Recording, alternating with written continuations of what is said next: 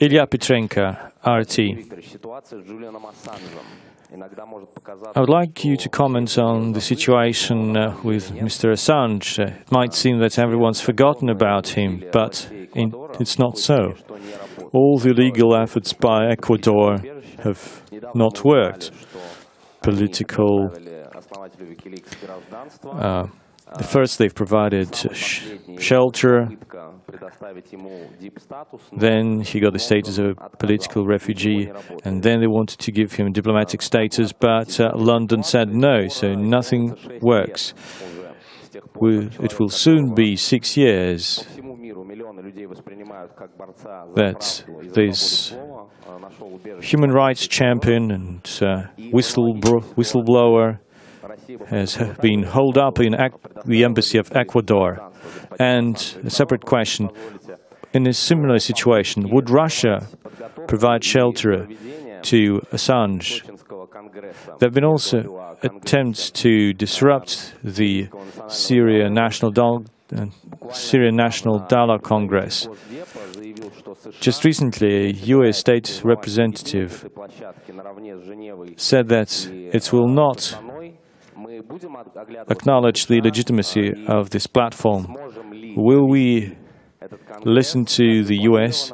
Will we be able to hold this Congress on time, given the disagreements between the guarantors and between other international players, and also the issue around Kurds, and also the participation of Mr. de Mistura? What was your first question about? Julian Assange. You know, it's a hypothetical question. What would Russia do if Assange were to ask for Russian citizenship? We treat these situations from the humanitarian point of view, first and foremost. This is what happened with Edward Snowden. He asked for asylum. We provided asylum for Snowden.